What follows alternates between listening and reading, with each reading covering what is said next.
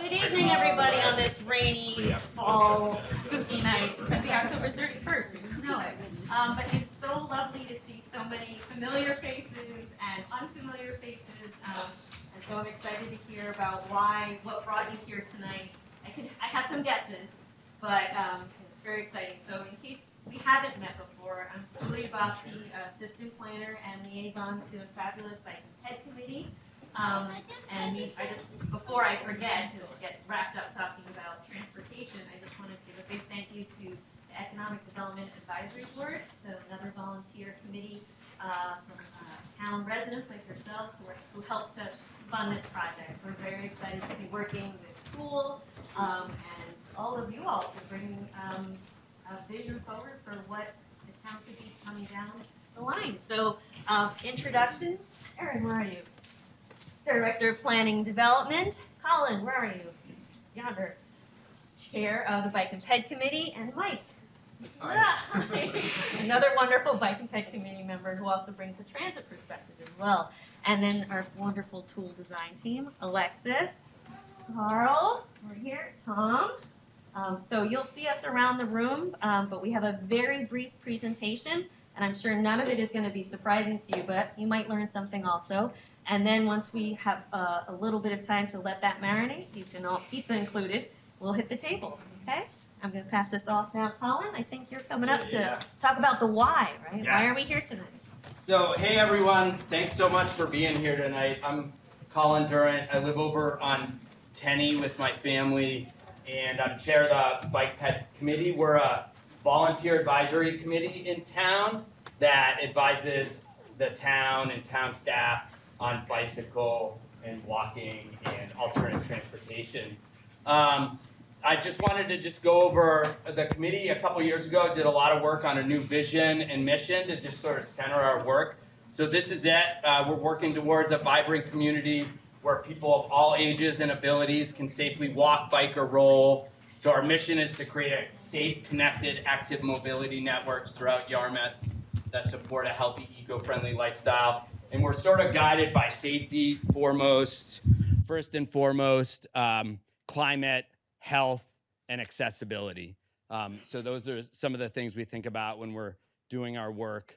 And I just want to give a shout out to Alex, who's in the room, and Mike and Heather, I think, who are all fellow committee members. We've got 12 members, and it's a really active committee, and I'm grateful to all of them for all their hard work. They're really great. And we've got some alumni like Tina in here too. So why now? Well, it's been a while. The last time we did a plan was over 10 years ago. And so a lot of things have changed in town. A lot of things have changed about how we design and think about our roads or how we get around. And so it's really important to update our plan so that we can have a really good list of feasible, prioritized, and fundable projects to help guide capital planning and to help guide town staff when they're looking for opportunities to make investments in town or make improvements. It also aligns with a lot of the local and regional planning that's happening. Yarmouth's got a new comprehensive plan and a climate action plan, all of which talk about active transportation. And GBCOG, which is the regional planning group, has a new Vision Zero action plan, which is, the goal is 0 deaths on roadways, however you're getting around. So a lot of good alignment there. I will say one of the things that's really driving us, but besides having this vision that's informed by people in town, is having an updated document like this allows us to access new sources of funding for projects, right? So if we have a vision for a project, if the town has stated a priority, it's a lot easier for us to go to the federal government or the state government and ask for funding for that project. If we don't have that vision, if we don't have that plan, their answer is usually, go make a plan and a vision, and then we'll fund it. And so this is really important for us to be able to maximize the investment we can bring into our town and sort of minimize the investment we have to make as local taxpayers too. We can take advantage of those funds. So I'm gonna stop talking. I could talk about this all day, but I'll stop talking and pass it on to, I think, Alexis, right? Yeah, and I have one right here. Oh, all right. Well, Thanks. Hi, everyone. Alexis. I'm with Tool Design, the town's consultant. Nice to meet you all. Before we jump into our breakout table time, wanted to introduce a little bit more what we will be doing as part of the active transportation plan process.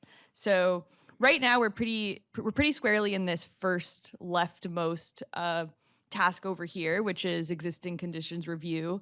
So we're creating maps like the ones on those tables back there, mapping, the existing walking and biking infrastructure in town and the important destinations that people need to get to for their daily trips.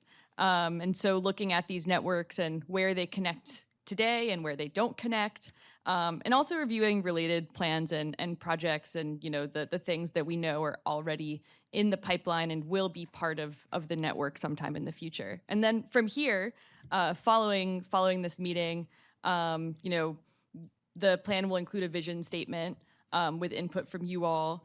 And we'll have visions for the pedestrian and bicycle networks and where they should connect to in the future, as well as a toolkit of infrastructure treatments. And so when those new pedestrian crossings or upgraded pedestrian crossings or new bike connections, when they're implemented, what do they look like? That's really what we're getting at with the toolkit of infrastructure treatments.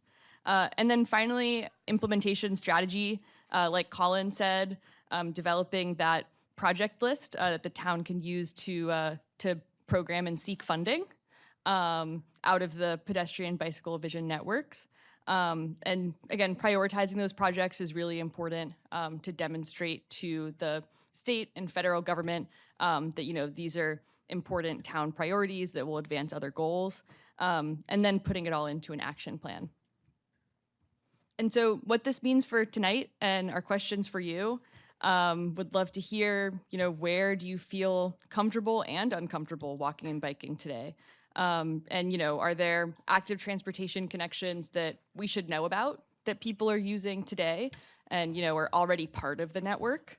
And then as far as the vision for going forward, what kinds of destinations are really important for people to be able to walk and bike to?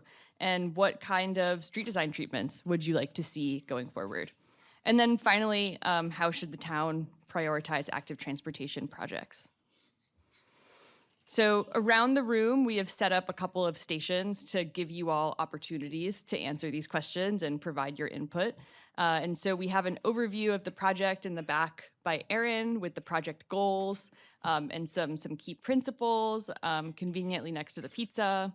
Back here, in the back left of the room, we have a kind of visioning and prioritization station for you to give your input on how the town should prioritize and what it should look like to walk and bike in Yarmouth in the future. And then over here by Tom, there's some maps of the existing pedestrian and bicycle networks, which we invite you all to mark up and tell Tom all about where you want to be able to go.